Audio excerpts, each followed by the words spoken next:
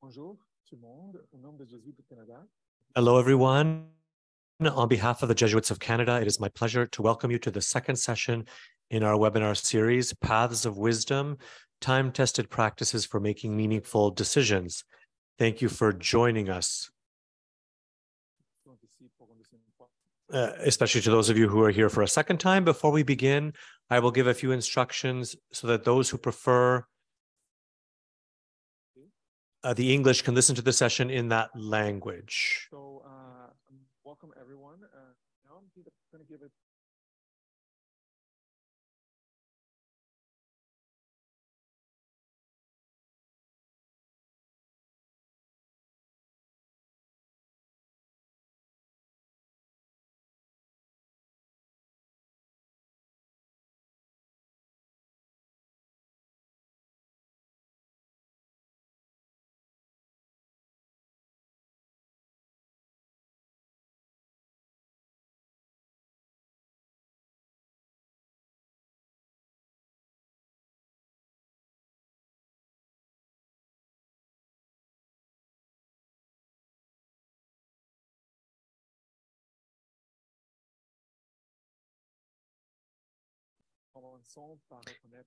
And now let's begin by acknowledging the Indigenous peoples of all the lands that we are on today. While we meet today on a virtual platform, let us take a moment to acknowledge the importance of the lands which many of us call home.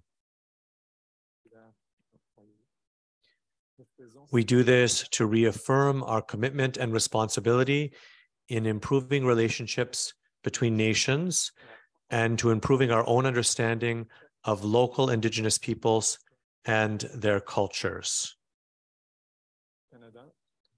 In Canada, from coast to coast to coast, we acknowledge the ancestral and unceded territory of all the Inuit, Métis, and First Nations people that call this land home. We acknowledge the harms and mistakes of the past and commit, each in our own way, to move forward in a spirit of reconciliation and collaboration.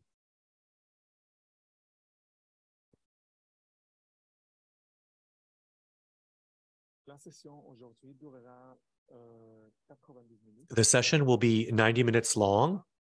This will include the presentation and time for asking questions. There will be time for interacting with the presenter towards the middle of the presentation and also at the end. Please enter your questions in the Q&A box. They may be missed in the chat box, so it's better if you put your questions in the Q&A box. And finally, recordings of each session will be sent to registered participants within 3 business days. So between now and Monday, you should have received the recording of this webinar and the slides and other resources that we'll be sharing with you as well. It's a pleasure for me now to introduce Sister Laurence Loubières, Director of the Service for Discernment in Common of the Jesuits of Canada. Sister Laurence, as I said, is the Director of the Service for Discernment in Common of the Jesuits of Canada. She has a background in management, consulting, and Ignatian spirituality, and assists religious groups and other organizations in their decision-making and strategic planning processes. Previously, she worked for over 15 years in the field of sustainable and responsible investment. Welcome, Sister Laurence. Thank you for being with us. Thank you very much, Jose, and hello to everyone. It's always a great pleasure to be with you all for a webinar of this kind and for this second part of a 2-part webinar on decision-making. So I'm going to put my presentation up on the screen and we will begin. So, second part of this Paths of Wisdom webinar, and as Jose said, you will receive all of the slides, that is to say for the first and the second, as well as the recording, so that if you weren't able to attend both, you will be able to hear them later on. And as Jose said, The Service for Discernment in Common was established 4 years ago. It's a service of the Canadian Jesuit province, which has as its mission to assist religious communities and apostolates with communal discernment processes. So helping them make decisions as a group together. And so my task involves accompanying these groups, conceiving of, developing different processes, trainings, workshops, different forms of facilitation in this area of discernment for groups. So our agenda for today, we will continue to study the history of Ignatius de Loyola, the founder of the Jesuits and the first superior. In his personal story, we find elements that guide us on our decision-making path, which are at the heart and are fundamental to Ignatian spirituality itself. One characteristic of Ignatius of Loyola is that he found key elements, aspects, keys that he could share with others so that they could use based on their own personal experience to follow the path of God and to take good decisions, to make good decisions. And by deepening our knowledge of his experience, we are going to move on to the discussion of the spirits at play within us, to come into touch with the spirits that inhabit us and that come into play when we make decisions, and to pay attention to that dimension, which is really essential. And then a second major part on tools with regards to personal discernment tools, different elements and tools that can help you on your personal path with the taking of certain key decisions. And finally, a question and answer period at the end. And between the first and second part, there will be a small period of reflection where you can reflect on what touched you personally, and also an opportunity, as Jose said, to contribute in the chat box the things that touched you, that impacted you, so that we can have a bit of feedback from you about what is getting through, what is really striking you as in the presentation, and may benefit others as well. So let's begin our path. Coming back to this important figure who is Saint Ignatius Loyola, those who weren't there for the first webinar, a few basic elements of his biography. He was born in 1491 in a world of radical change between the Middle Ages and the Renaissance, with the discovery of new worlds, the Reformation within the church that was beginning to spread throughout Europe. The discovery of and invention of the printing press, so that the diffusion, spreading of different ideas, the development and spreading of humanism, with human values at its heart, a great social upheaval, a context of many wars. So a very troubled time. A lot of upheaval, a lot of things that were taking place that are not so dissimilar to our own time, in fact, with a lot of upheaval and instability. So Ignatius Loyola was the youngest son of a Basque nobleman. You know, the Basque country, which is that province of the country we know today as Spain. And he was trained in the court of King Ferdinand and dreamed as a young boy of the glories of knighthood, of becoming a famous and well-known knight, and to cover himself in glory by carrying out great exploits. And in fact, what really happened in his life, well, he faced a crisis that made him take another path, a path in which he discovered a fundamental call to help other souls, to help other people, those around him, by offering a vision and tools drawn from personal experience, giving them concrete tools. And what's original and unique to St. Ignatius is that these tools come from personal experience. He understood that in his own personal experience, there were aspects that had a universal attraction or use faithfulness, and that could be that could lead to a spirituality, the building of a spirituality based on his own personal experience, what he lived in his own life. So his whole spirituality consists of helping people find their fundamental call and to acquire a method of decision-making to live out this call in a concrete way. And this, starting from and with their own personal experience. The path begins in our own lives. It's one of the great inheritances that we receive from St. Ignatius. This led to the development of his spiritual exercises, which is found in a small book. The way this experience takes place is over a 30-day retreat. This book is not a book to read from front to cover. It is a small guide that helps someone who is attending a retreat and gives very specific instructions on how to pray, the different stages of prayer, to guide someone through these exercises.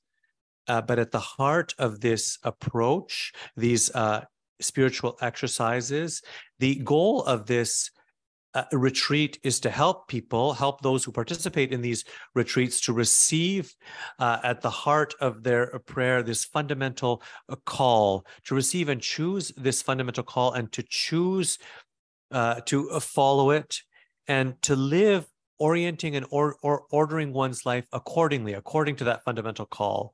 And then the path proposed by Ignatius allows us to become who we truly are, from the point of view of that deep spiritual identity that we receive, and by going through these spiritual exercises, which allow us then to desire and choose what helps us to be faithful to this deep call. But we will need also to move away from that which moves us away from that call.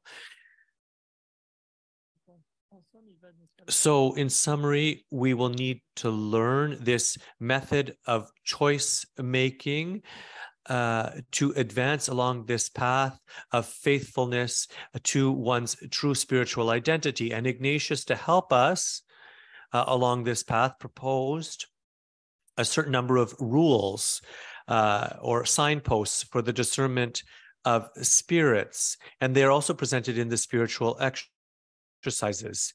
He called those the rules for the discernment of spirits. So we will see during this session, during this webinar, we will dive in a bit deeper into this discernment of spirits, these spirits that come into play when we have an important decision to make. So let's go. The spirits at play within us, the first big part of today's presentation. So when we ask ourselves several times a day, we ask someone, how are you? How are you doing? People generally answer, I'm fine, I'm doing well. Pretty spontaneously, that is the formula we use. We respond pretty casually and without really paying attention. But we come to realize when we pay closer attention to what is animating us, that in any given day, at certain times of the day, we experience dynamism, joy of living, courage, a certain commitment and engagement with life. And at other times in that same day, on any given day, we can feel sadness, heaviness, anxiety, dejection, all kinds of other more negative and heavy emotions. And these emotions can be, as I say, agreeable, pleasant to experience, or very unpleasant to experience. And when we face difficult situations of stress, of illness, of failure, we can choose to live with courage and hope, or we can experience those moments without courage and with a lot of anxiety. So these emotions touch us very independently from the actual experience being lived. So the experience can be very joyous or very difficult, and in both cases we can choose to experience that with courage and hope, a form of dynamism, or without courage in a more difficult way, in fear and anxiety. So these different attitudes, these different ways of living, of reacting to what happens to us. And we are constantly going through these movements and these emotions, which are natural and which inhabit us throughout every day of our life. But if we pay attention, there are two types of movements: a current and movements and interior movements that lead to life. And contrary to that, a current or currents or movements that extinguish life within us and that lead us more and more towards dark places. So once again, this is a question of contrasts, as we highlighted in the first gathering, the first webinar, to be able to identify, to note what is happening within us and the contrasts between these two different movements, these two different things. So coming back to Ignatius's experience, we talked about Ignatius in the first webinar. He dreamed of knighthood, of all kinds of glorious exploits, but during a battle, he had his knee very severely injured and shattered and had to abandon his military career and found himself in his family chateau recovering. And during this convalescence, during this recovery, he was left to himself a lot of daydreaming, a lot of reflection on what he was going to do with his life. And there were two paths that presented themselves to him and that he started to become more and more familiar with, and that produced very different feelings and effects within him. There was a first series of thoughts where he was able to take up once again a form of military career or life in one way or another, and continue to be covered in glory and receive the favors of a noble woman who would fall in love with him and who would recompense, who would gratify him in many different ways. And in contrast, he also thought of another path. There was another series of thoughts inspired by the reading of the lives of saints that had been given to him and different biblical readings that had been suggested to him, where he started to ask himself whether he should not, in fact, follow the life of God, of Christ, by following the lives of those saints, Saint Dominic, Saint Francis, and others. And so he wondered what his life might become, what he might be able to do with his life if he were to follow those examples and the example of the life of Christ. And he realized, following this thought process, this thought train, that he was experiencing different emotions when he thought of those that path. It led to very different emotions than the other path.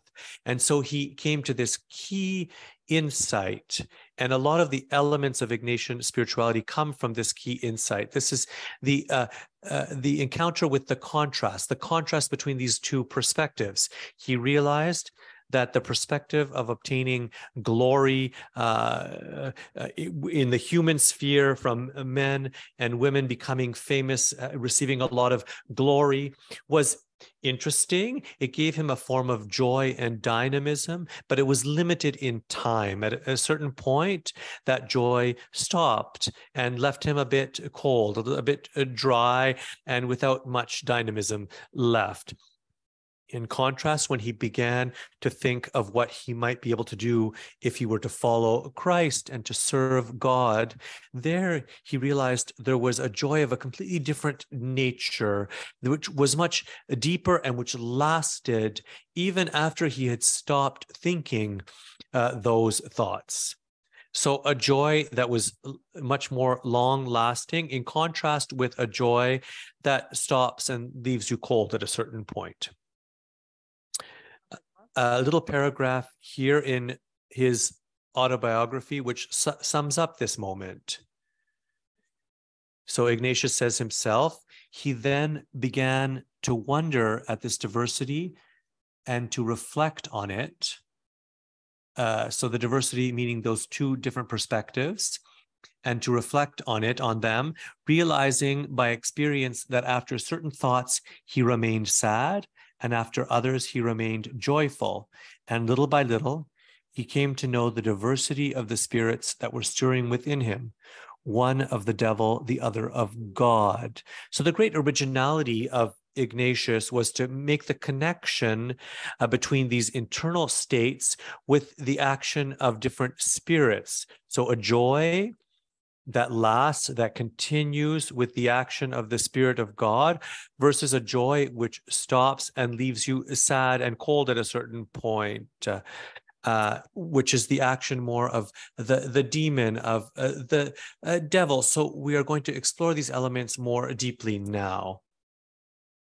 As we were saying, Ignatius understood that there was this contrast, and this contrast was the fruit of opposing actions of two different spirits: a spirit that leads more to God, drawing closer to God, and produces a certain number of effects, of positive effects, and in contrast, a spirit driving away from God that leads you elsewhere and that leads you to other thoughts, which were more in the order of personal glory, vain glory, obtaining success, fame, glory in the eyes of other men and women, in the eyes of other human beings.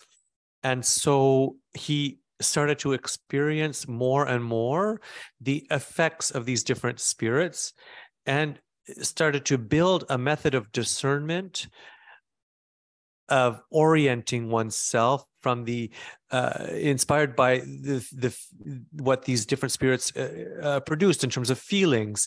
And so what he found was that the Spirit of God constantly brings us closer to God, to our true identity, to our true life in Jesus Christ. And in contrast, he also could see that the spirit of evil spent its time turning us away from God and from ourselves, and to lock us in a form of lie, of illusion. And there the importance, all the importance of, for us, of recognizing and distinguishing what is happening within us and what those spirits are saying, to be able to accept movements that come from the good spirits and that make us advance towards truth, and to refuse, in contrast, the movements that come from bad spirits that seek to lead us down another path where we are lost, that leads to perdition. And as we said during the first session,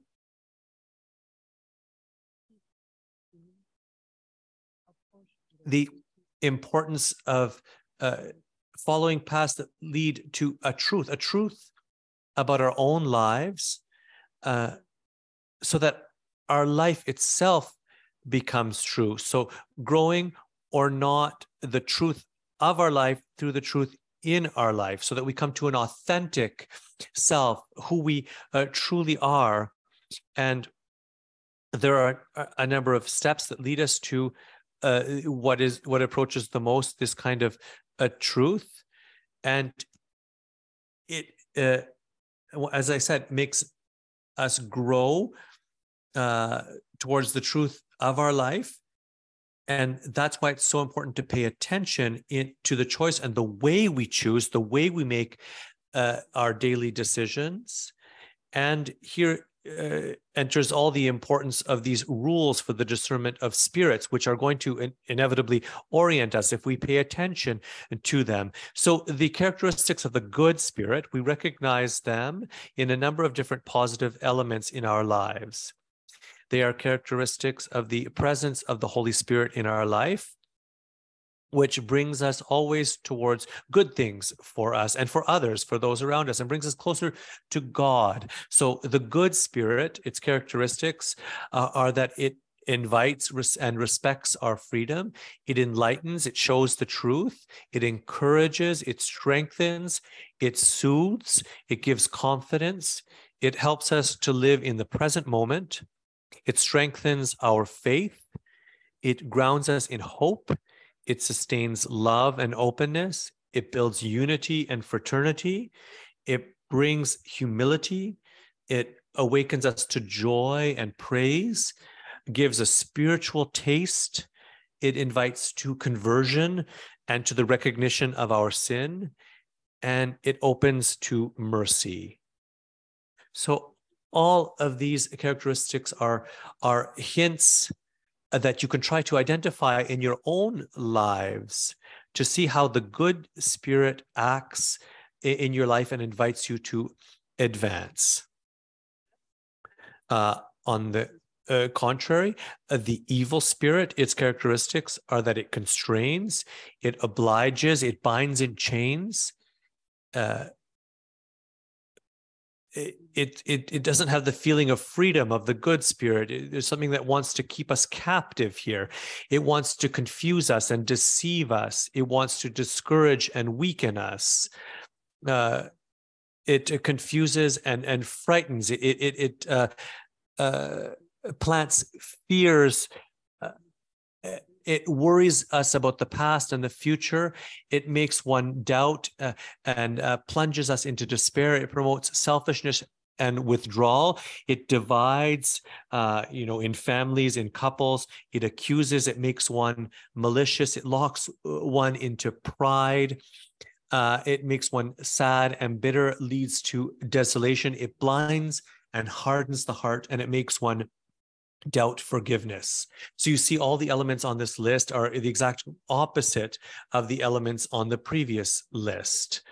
So you can put the two lists side by side if you want, and later when you have these materials with you, and try to, through a day, make a little check mark beside the spirit you are feeling in any given moment, and recognize its effects and be able to characterize, oh yes, this comes from the evil spirit and this comes from the good spirit. Ignatius also identified that spirits always act in the same way. That is, the good spirit always encourages us to move toward God and towards a more authentic version of ourselves. And the evil spirit will always try to work against that movement. But the way in which the spirits touch our souls, the way we feel their action, is somewhat different according to the path that we are on and that we are taking.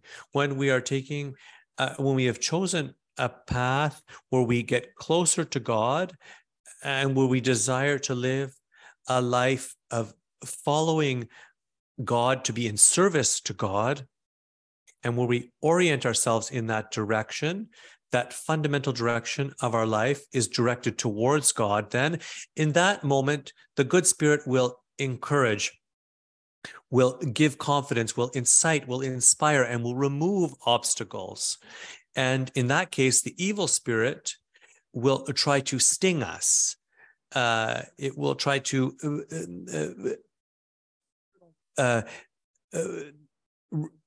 reject, to push us in a violent way, kind of like a mosquito bite, something a sudden sting that wants to bite us and to not allow us to achieve that other movement.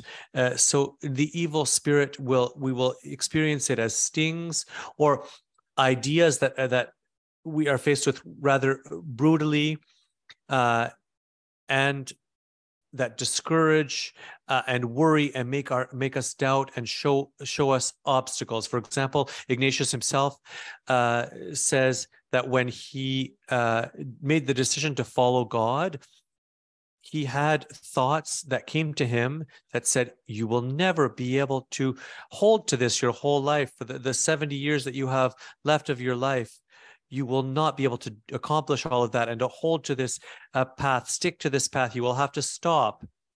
And he recognized this kind of aggression of the evil spirit that tried to make him doubt and to counter in a violent way his desire to advance. And so this action of the evil spirit that stings when we're trying to advance.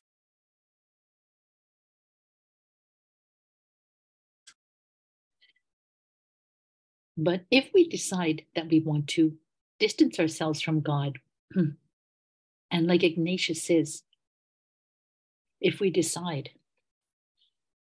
to do things contrary to the truth of our lives, contrary to the service of God and the service of others, if we do bad things and that we keep doing them and just one after the other, at that point, the evil spirit really is happy. He says, oh, I'm on the good path. And he's going to keep trying to encourage us to do the same things and give us new ideas so that we just keep doing one sin after the other, going down the hill and going downward. And so openness to the spirit is going to try to, the evil spirit will try to push us downward and build walls so that we can continue to distance ourselves. At that point, the good spirit will come, try to sting our conscience. So the good spirit comes to question us and say, are you sure that you're on the right path? Think about it. You really think you're doing the right thing? And so the good spirit will try to challenge us and get our attention in a rather forceful manner. So these are the different ways of acting of the spirit who encourages us and pushes us and stings us. But when we're going in the right direction, so it's going to be the evil spirit that's going to come and try to deviate us from the path. Unfortunately, he's always trying to keep us distant from God.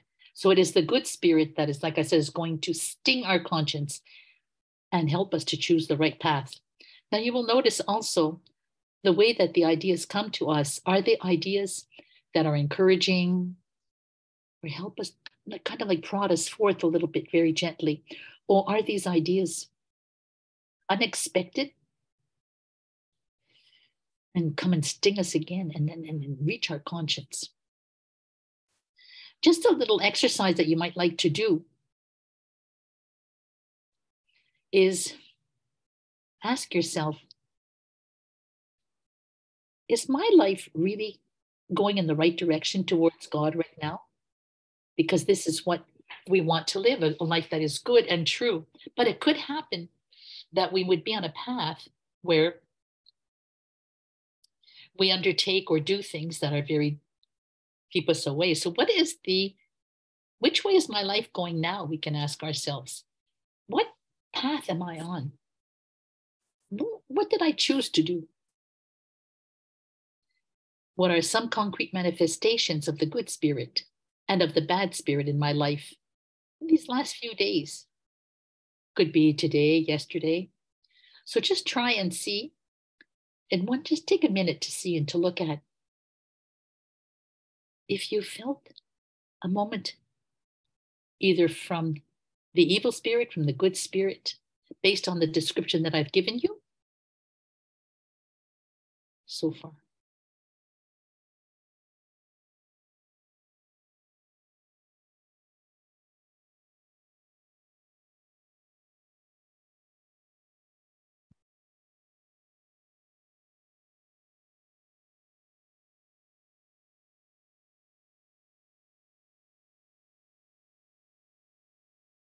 Try to think about this and take the time in the days that come. And at the end of each day, maybe ask yourself, what are some of the concrete manifestations of the good spirit or of the bad spirit in my life today or last days? Put that into your journal. And you're going to end up by identifying as you go how the evil spirit, not very creative. He spends his time trying to make us do the same things. He repeats the same things and bringing us back to the same traps all the time. And after a while, you see, I'm always doing the same thing and it's always the same trap that he sets for me and I'm always falling into it. If you jot those things down, then you become aware. So let's continue our journey.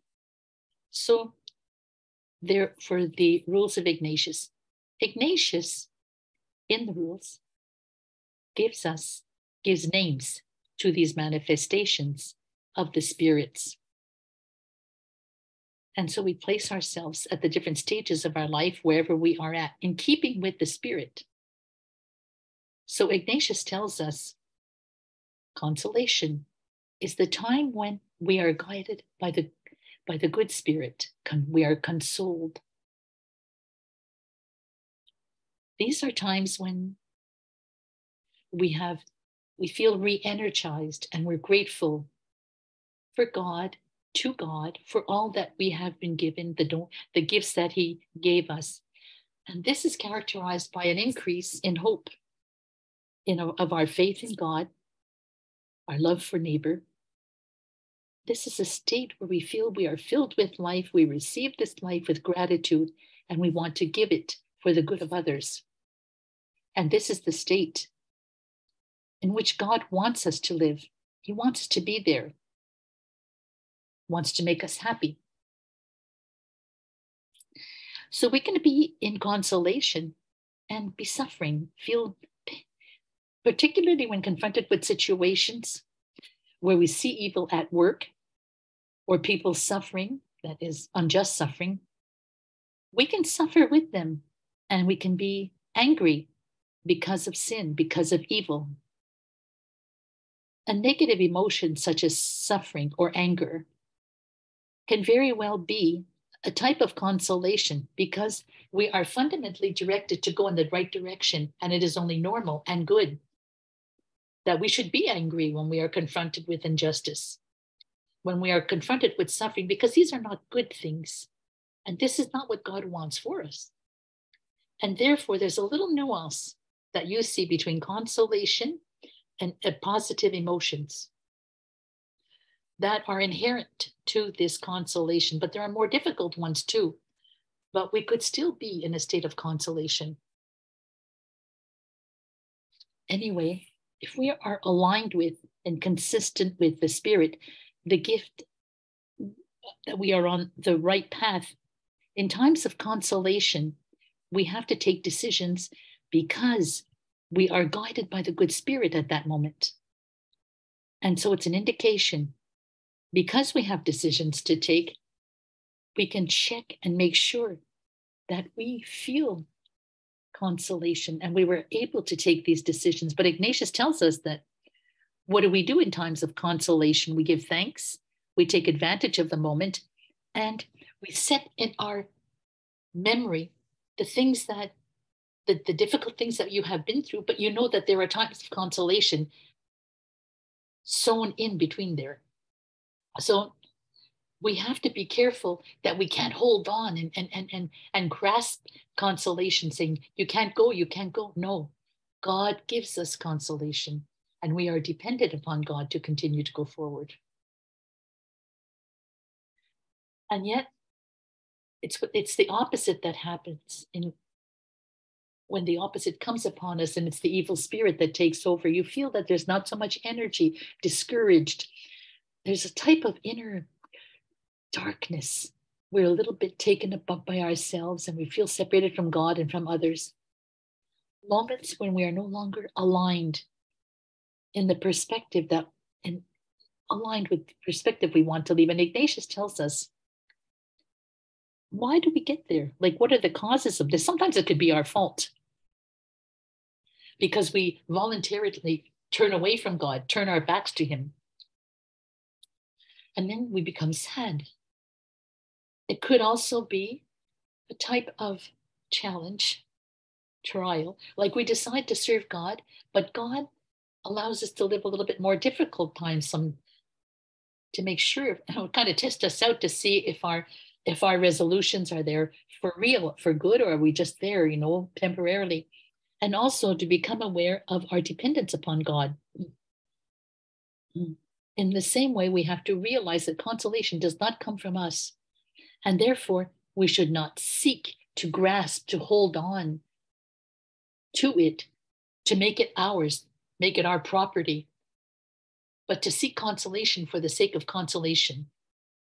But God wants us to seek God, and not the pleasure, the simple pleasure that we have in times of consolation, but not to be mistaken there. And so Ignatius gives us some very clear ideas about what we are going to do in times of desolation. And the first one is to not choose like what we decided to do in times of consolation, because in times of desolation, it is the evil spirit that is with us. And so we can't just turn upside down everything we decided that we would do. Because you see, that's the way the evil spirit works. He comes, makes us doubt what we did, doubt what we said or thought, and then has us change in mind. But the idea here is not to give up, not to give in. But under this time of desolation, intensify prayer, the prayer of the examen, going back upon our day to be able to see where God was present and ask ourselves, and remember that God gives us the grace we need to be able to get through this time of desolation and to remain patient, because we know consolation will return. All of these elements help us to see what it is we must do and choose when we recognize the influence of these various different spirits in our lives. And Ignatius adds a few other rules to help us to go against the evil spirit. He says, your enemy acts like a bully. What does that mean? A tyrant, a bully. Once he sees that we're weak, and he's going to take great pleasure in intervening. But if we resist, clearly resist, he will just drop us and take off and go somewhere else. So we have to resist. And once we detect that the evil spirit is trying to bring us along another path, and the faster we detect it, the faster we can put an end to it. But if, on the other hand, we just let it be there and let him take over and give him more and more space, then you will find yourself far from the place where you want to be. So do not allow the spirit to gain any territory. The second aspect of the spirit of evil is to act as a seducer. Well, he'll begin coming to us in the secret of our lives, and he's going to try to insinuate things kind of like in the background of, it's very, very discreet on, and so we want because he wants us to follow his insinuations. And so another thing that could be very, very useful at that time is to talk to somebody. When you feel that you are taken up by the evil spirit, like the evil spirit detests light, detests to be being revealed, one of the tactics could be to talk to someone that you trust, our spiritual director or a person or a friend, to say, well, now I feel there's something not working here. The evil spirit is here, and we can try different things, and oftentimes that will help you. And then he also acts as an army commander. What he wants to do is to touch into our vulnerabilities, into our fragile nature. So what he's going to do is tap into that reservoir where I am most vulnerable, or where something within me is painful, sad, that I haven't really assumed. And the Spirit will always come, and he'll always go to that same place. Therefore, an invitation to see, where is this vulnerable place within me? And to say, now I have to find the means to counteract the actions of the evil spirit who will ceaselessly try to tempt me and keep me away from God. So it's important for us. So now we've pretty much come a long way with these spirits and the contrasting experiences of both. So let's just take a minute I'm going to leave you some time now to ask yourself, what is for me the name takeaway? What is it that touched me most? And what am I taking away from this? And you could write that into the chat if you wish. That would be good. Share that. Thank you.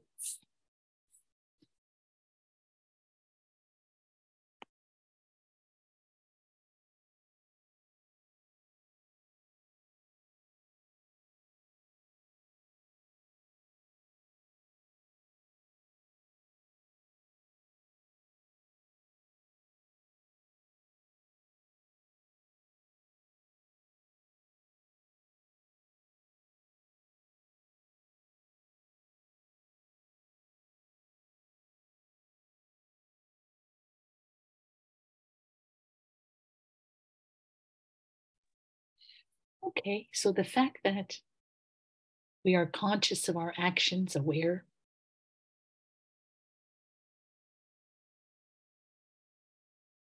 we want to be attentive, to be able to identify the emotions. It's a battleground, we say. It is a battleground. Identify the ideas and those things that will bring us to the light, lead us to the light, moving away from darker elements. The good spirit comes from the light.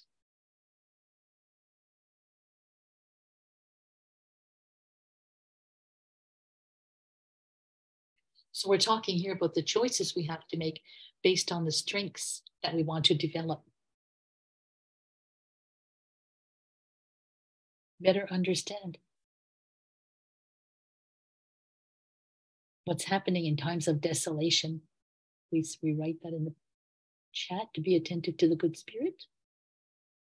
The need to be vigilant.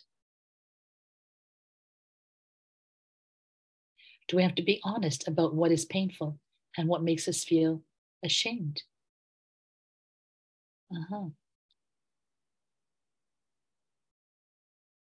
Try to detect the good spirit and the evil one.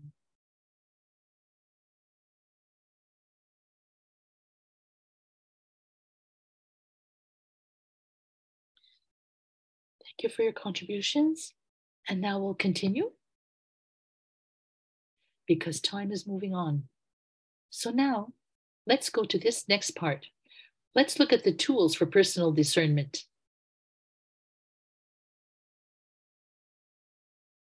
We have to go back to what we heard in the first webinar when we talked about the need to have this vision, to enter into a vision, and the reason why we have been created, who we are, our place in the universe, the vision we have, the profound desires we have. I also invite you to think about the tools that we're going to talk about now, and maybe think about them. And in keeping with what is coming or came to us when we talk about the movements of the spirits in us. Right. In any case, we have to remember that that which we choose and what we do does count, and all that we do and choose does have an influence on us, not just for our lives, but for the entire world, because everything, as we said in the first part, is that all of us are related, linked to one another, and all of the choices that we make have an important impact. So every day, we don't realize it all the time, but it is true. It is something that has an impact, and therefore, the more we will seek to come to the truth in our own life, the more that will bring truth to the world in a way that the world will be a better place. And so through our daily decisions, no matter what they are, big or small, something in our life helps us to advance and to meet the challenge. And so every time, either we bring birth to light and greatness. And so we have to remember that no decisions are insignificant. Everything has an impact. Everything is important. There is an African proverb that we like to quote. My sister Monique Laurent does that in her little booklet. She says, when you leave for the woods, you might end up on a hill, if you don't take the right direction. So if you're ending up going to the country, but every crossroad, we don't know where to go, we can really come far away from our destination if we didn't take the right decision. Come back to the right crossword. Come back to your first place, to the beginning, in order for you to be able to choose once again. And therefore, we ask the question, what is the vision that we want to live? And also, What is the spirit that is kind of like affecting me right now, is impacting me right now? By asking ourselves these questions, it gives us an opportunity to go back and to resolutely choose to go back to the path. And we can also ask ourselves many times during the day or during the week or at the end of the month when we take a little bit of time to reflect more in depth on what happened during the month. And so another exercise is interesting, I like, is to recall what I had to decide, a particular decision, okay? Recall what it is you had to decide at that moment. Remember what happened to me at the time of the decision. And try and think about how the spirits tried to play on me to kind of win me over. What are the arguments? What are the ideas that came to me? And what made me take my decision, and why? Why did I do it? And why did I choose such and such a thing or such and such an idea? It's something that lives within me and the way that I put it into practice. And then ask myself, how do I feel about this decision? Am I at peace? Am I happy? Or on the contrary, I realize that, no, I have to do something else. And what is this decision going to mean for me? How is it going to affect me? And so there are elements of wisdom here. This is another small exercise that you could do when it comes time to take a decision that you have to take, and just jot down a few ideas as you go. Once again, the good news is that we are not alone, that the Spirit of God is with us, always trying to reach out to us, to bring us. And God reaches us where we are. We don't have to go and look for God, across the sea or way up in the high mountains or doing extraordinary things. God will reach us wherever we are at. And so we meet with God in a privileged manner through prayer, through listening and praying the word of God. In our relationships with others, the sacraments, our life in the church, God is always present in all of these situations. And God works through his Spirit in all circumstances, in all events of our life, in all situations. Therefore, the greatest news, therefore, is that we must open ourselves to the action of the Spirit of God in a way that we might be able to align our desires, our decisions, in keeping with the direction indicated to us by the Holy Spirit, by the Spirit. And so we are the ones who are called to walk that path. And in that way, because God is always working permanently, we become collaborators with God.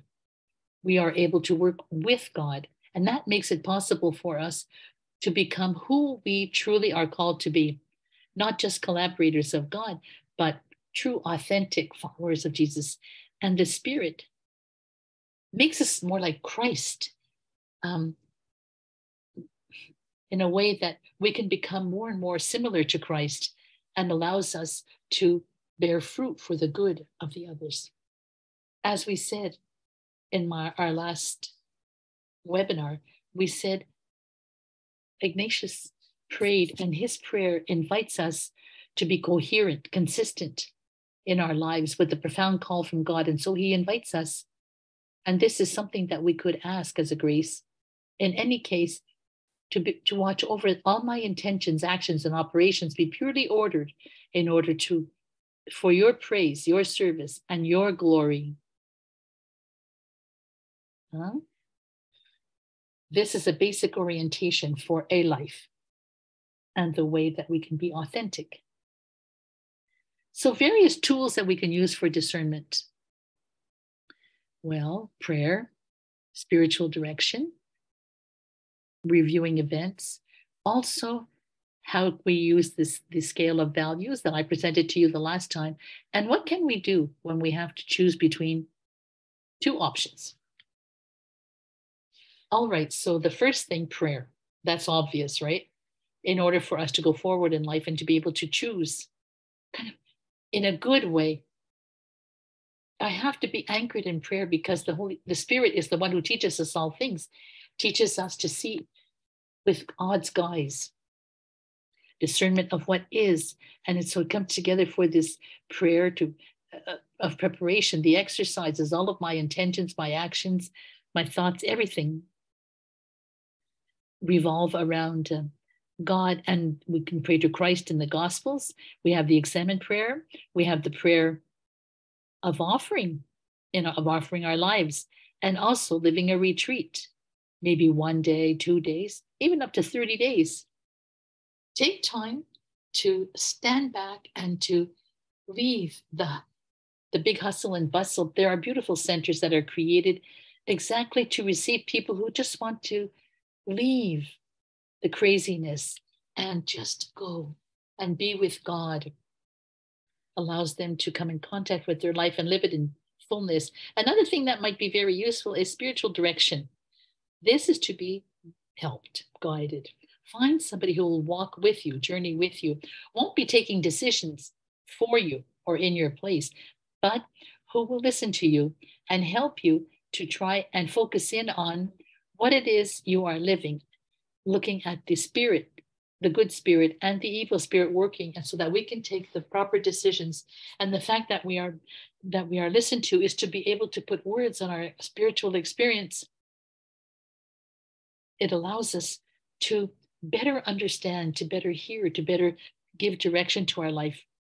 And often it's an encouragement for us to go forward and to grow in the spirit of the freedom of the children of God. And so oftentimes we have a spiritual director, and there's a network of spiritual directors that you'll be able to contact, and that they will help you to get in contact with yourself. Another one of the basic tools is the capacity to review events, to go back and reread what happened in order for us to be able to draw conclusions and what it is we have to learn from this. And so therefore, you can reread an event or over a period of time, and to try to identify the actions of the Spirit in us.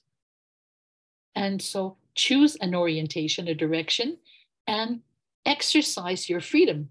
The good news is that based on all situations and all events, we can always decide something. We can always discover, find this inner freedom, like we say in English, to reclaim agency, to come back to this sense that you are the main protagonist. We can do something, we can advance. So I suggest to you a very simple tool, a very efficient tool. This is the French version you see on the screen, but there is a slide with the English. Oh, here you see the English version, and you'll get this in the package we're going to send you afterwards. I'll explain it to you in French, and the interpreter, of course, will interpret. So during a specific period, you can identify events that have taken place. You can choose, for example, the event that puts you most in a posture of action and thanksgiving. It guides us in the right direction. So identify what places us most in a posture of thanksgiving and gratitude, and also identify what doesn't put me in that position of thanksgiving or less, because we're talking about contrasts here. So it's interesting to look both elements that give me more gratitude and those that give me less gratitude. We have a lot to learn by identifying and examining those, reflecting on those contrasts. So first of all, begin by describing what happened. So you take the event or the experience and you describe it. What happened? What did I experience?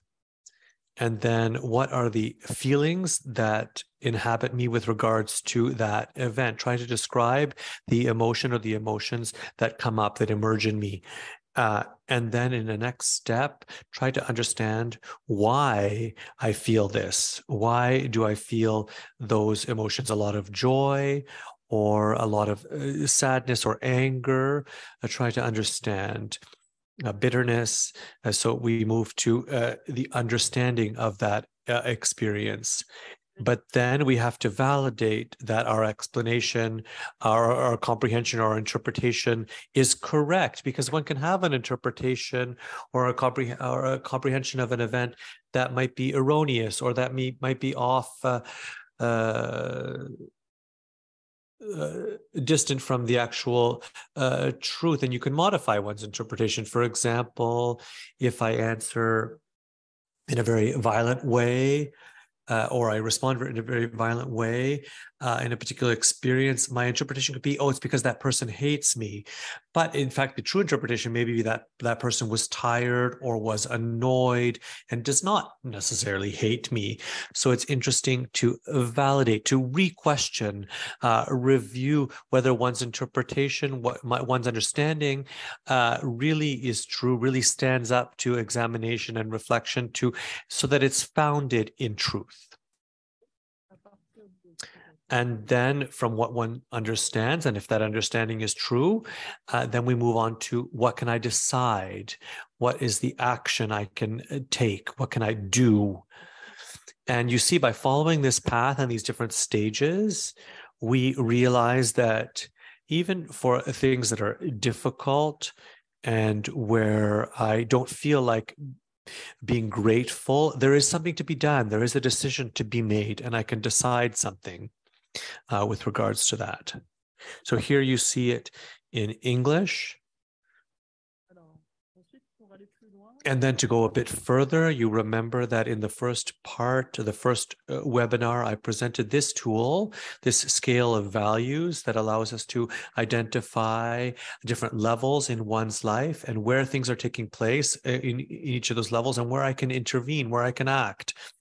So by using this scale of values to do a review, it allows us to understand at which level issues in my life are located, what is ordered, and what needs to be reordered, realigned, readjusted to allow me to operate and live the way I truly want to live. So taking that scale of values again, those different levels, there's the vital level. These are very fundamental things that we live and experience: health, food, sleep. At the social level, our relationships, studies, our work, our professional environments, all the communities I belong to, and different organizations I'm involved with in society.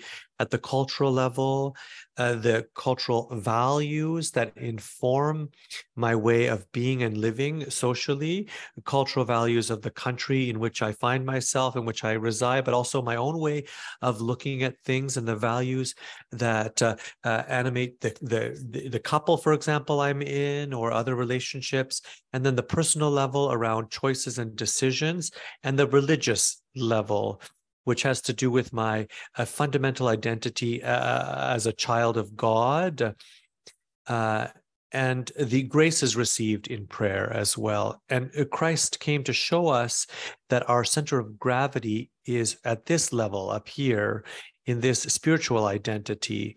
And our mission then, our way of living, these preparatory prayers, the spiritual exercises, allow all of our intentions, our decisions, our actions, allow them to be aligned and in coherence with that fundamental identity. And when, after a month, or perhaps after a week, you can ask yourself, in these different levels, what were the moments of consolation and what were the moments of desolation? You can note in this, on this graph, what were those different moments, to be able to identify in the consolations what is already aligned, what is already in coherence and in alignment with your spiritual identity, and what isn't, and what needs to be reordered and realigned in terms of your desolations. You know, what we find here often, which is very interesting, is that the good spirit will always try to re-anchor us in this center of gravity, so that our life will be in coherence with that spiritual identity. So we'll always want to bring us up there. And in contrast, the action of the evil one, of the evil spirit, will be to try to bring us elsewhere, to make us believe that the success in our life has to do with social success or having more money or being more famous, having more personal glory, more goods, more richness, everything founded on appearance, eating more, sleeping more, giving us all kinds of rewards. So the evil spirit will try to make us believe that our life takes place here, whereas the good spirit will try to show us this true center of gravity, which is at the level of our spiritual identity.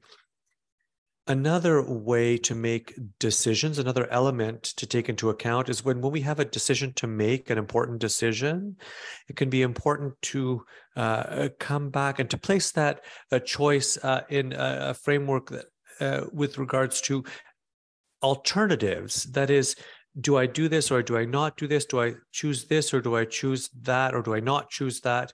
And when we are in that kind of a dynamic, one way to proceed is to use this graph, this table that you see, which allows us to look at the different alternatives, the different options before us, and to see what are the advantages, the benefits, and the disadvantages or the drawbacks of each option. So what are the advantages to choose a particular option, and what are the advantages of not choosing that? What are the disadvantages of choosing it, and what are the disadvantages of not choosing that option? And so for each step, looking at the advantages and the disadvantages, to place oneself again in this fundamental identity, and then to try to understand which have more weight, which ones have the most weight, and then choose the option which I feel invited by the Spirit to select. And Ignatius tells us as well that there are three ways of making a decision. We may sometimes receive a kind of clarity, an unmistakable grace about God's will, where it's very simple. We just simply have to follow something that really seizes us, takes hold of us. For example, the call of Matthew in the Gospel, where Christ says to St. Matthew, "Follow me." And Matthew lays everything down and follows Christ. That's one way of making decisions where there's great clarity that takes hold of us, but it's quite rare. Let's be honest, it's fairly rare. Most of the time, to take decisions, we can review the experiences of consolations and desolations over time and see how they shed light on the positive direction of God's will with regards to the decision we have to make. So if consolation is dominating, peace is dominating, then we can choose that option. And if we don't feel any experience of agitating spirits, whether it be consolation or desolation, use reason to determine which choice is best for the end goal of our life. But that's also part of the rules of discernment that Ignatius gives us and proposes in his spiritual exercises. So now, again, a little time of reflection. To ask yourself what touched you the most in this section with regards to these tools.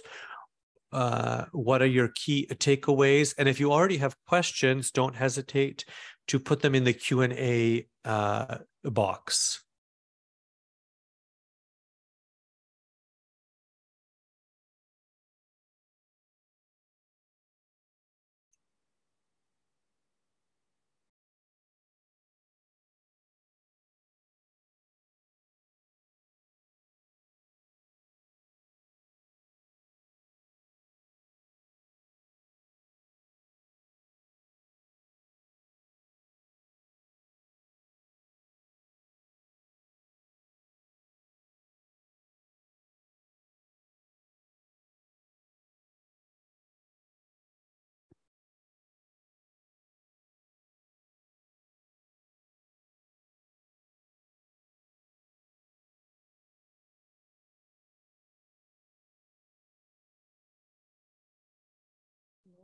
Il n'y a jamais lieu de désespérer.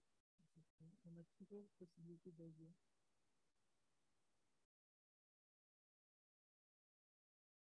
médiation qui nous aide à revenir au présent.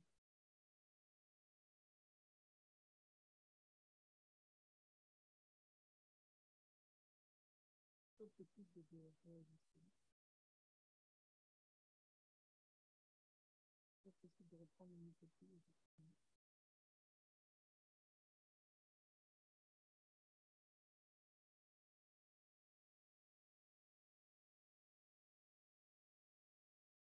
L'importance de l'oraison, la prière, la relecture, l'accompagnement.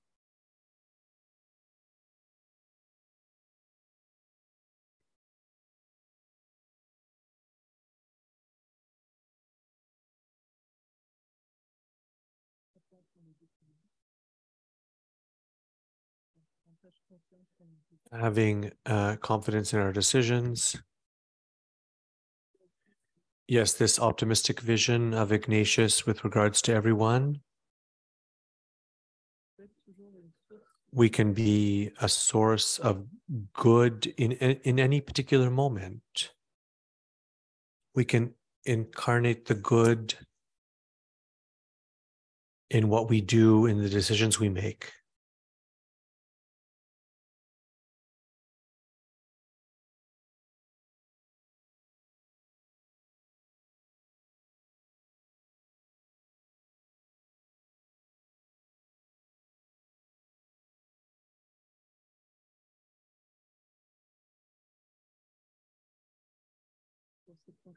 Thank you for these contributions, and we will move now to the last section before we come to the question and answer session. So I'll leave you with two elements here, two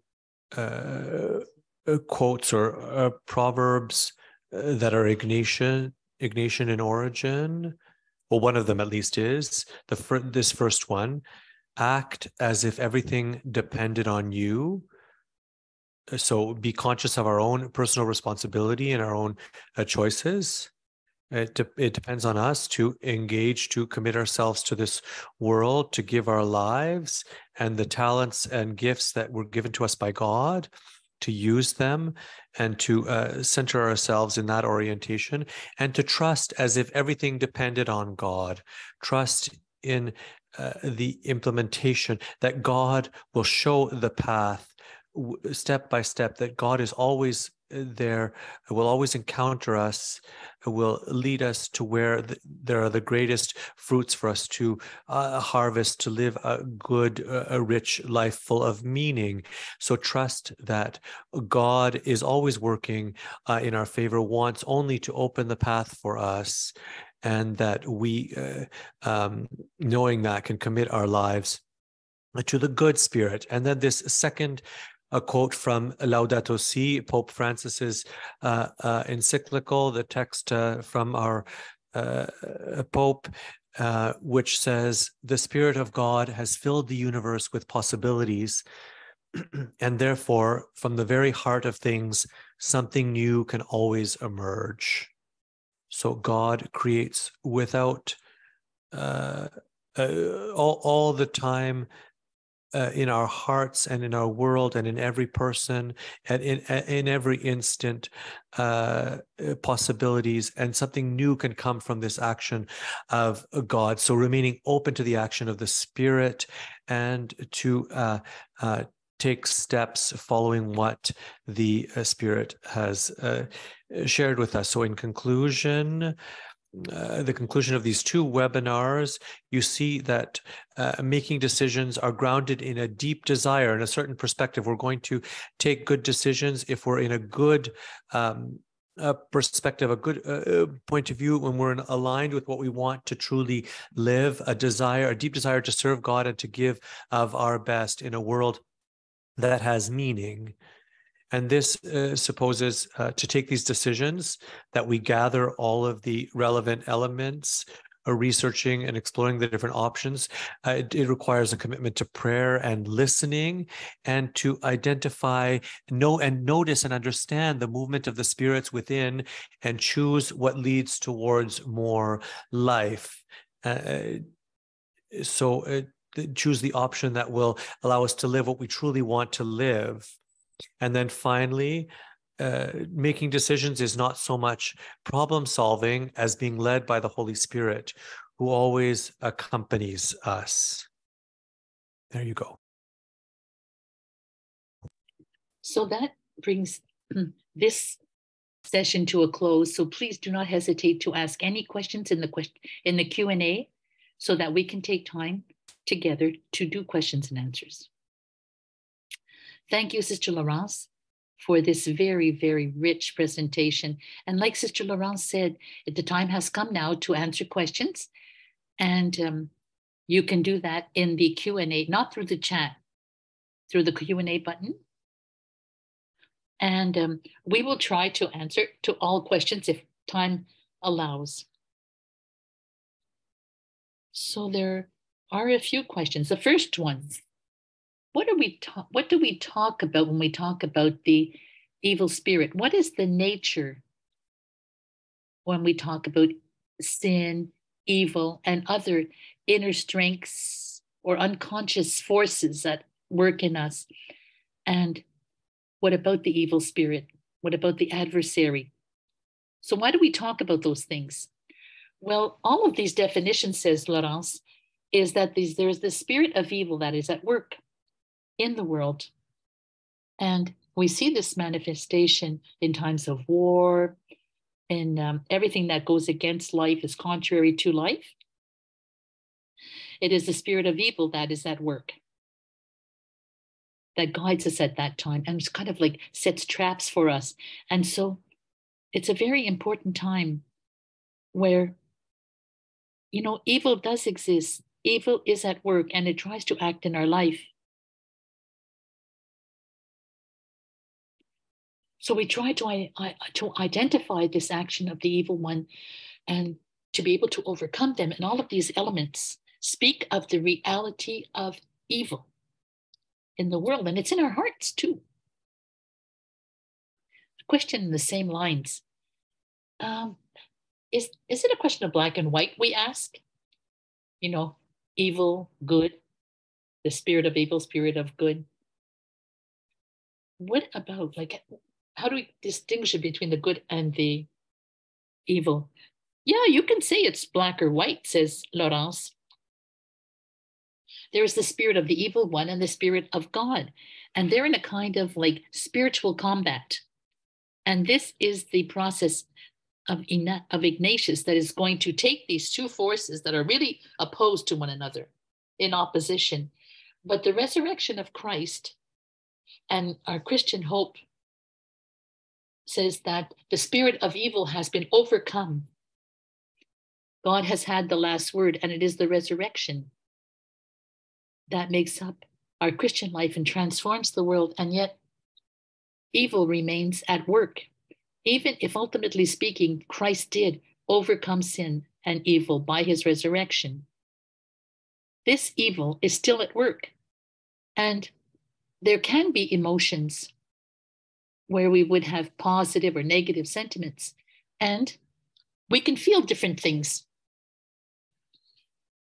that are positive or negative. And where we have to be careful is, what general direction do we want to take? And we can be somewhat ambivalent in certain situations where we feel sadness and joy at the same time. Like, for example, if we have to leave a place or maybe work that we really loved, we know that we're going on to other things, but we can be sad that we have to leave and we have to go. But it doesn't mean that we are in desolation. This sadness doesn't equal desolation. You have to be able to distinguish what is the basic fundamental movement in order to see if it's a question of desolation, consolation, and try to remain at the outside of what leads to darkness and self-centeredness or egoism. Another question, I'm trying to understand how to discern if a difficulty comes from God and wants me to depend on him, or is it desolation? How you can discern that? So listen, says Laurence, we have to take the time to look at this difficulty and to use the little tool of the reviewing the action, taking the time, like going back and like kind of like we say, rereading it. What are the circumstances that brought that about? What is the situation where this difficulty has come from? And so at that point, how do I feel and why do I feel that? And if what I understand is true, and what can I do with that? So we have to try and understand this process. And during this little process, to try and kind of like get to the bottom of it, kind of like undo the knots so you can understand what is at the foundation. And God will help us to discover if it's something that will be good for us, whereas the spirit of evil will make us confused. And God does not send us difficulties like that. No, God doesn't seek to kind of like place us in a state of confusion. He tries to make things clear and to help us. And one of the questions is, and this might help to clarify matters, if it's possible, we ask, could you give us a very specific example of how Ignatian discernment affects important decisions? Well, in my life, my choice was religious life, of committing myself to live in a congregation of religious life where I had seen other congregations and I had gone to visit them, and they were very different from this Ignatian congregation. So when I went there, I didn't feel attracted to them. Didn't feel there was no consolation. And I felt there wasn't much resonance. And so, however, when I met the Xaverians in the community, I realized that there was something really that touched me very deeply, and in which there was something true for me that was becoming clearer for me. And so I really felt the contrast between the experience of meeting these other congregations that were very good, just as good and everything, wonderful religious, and the contrast with the experience of truth that touched me when I met my congregation.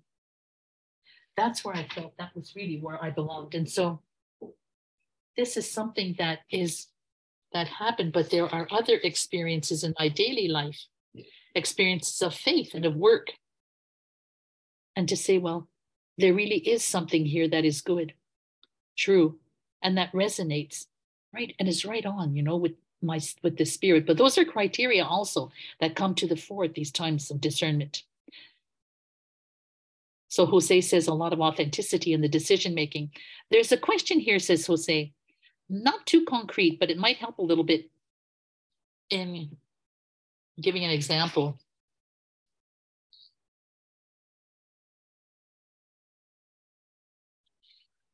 How can we take a decision as a mandatory for my husband who has arrived at end of life? That's very specific, but there might be certain elements, you think? This is a question that is very, very important. That is to say, in a situation of end of life situation, it is very, very important to be attentive to the will of the person, the desire of the person, and the desire of the person, the profound desire. And to remember that we are made for life, and that even when we come to the end of life, our life is meaningful to the very last moment. And to take decisions, to have recourse to euthanasia, are things that have to be weighed very carefully, and probably you should seek help at that time, so as not to do something that would enter into contradiction with this principle, the basic principle that we are created for life. And even at a time when we are approaching death or situations like that, it remains the end of life. So now it's very, very difficult like that to just answer your question like that because it's so intense. But we must have at heart this orientation of life, the deepest orientation. As we stand on the threshold of death, we are still meant for life, and try to find a way to hold all of the elements in balance of being able to retain this unity and to keep this profound direction for the spirit, because God wants life for us. Thank you, Laurence, for your wonderful presentation and for your good answers to questions. Maybe some were easier than others. And also thank everyone for your participation. Also to the translators, Michael Carty and myself, for having functions in this way. And thank you, Laurence. And thank you all for having been here today. Like we were saying, the 2 sessions will be shared with you in 3 working days. And so you will be able to have access to the taping also. You are also invited to our next webinar, Responsibility and New Generation, with Jenny Cafiso, the Education of Girls, and from the Canadian Jesuits International. And in English, it's going to be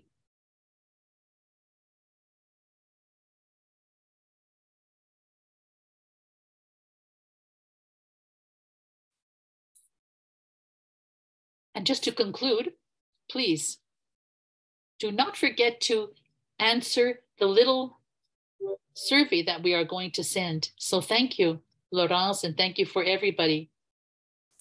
And see you next time. Thank you.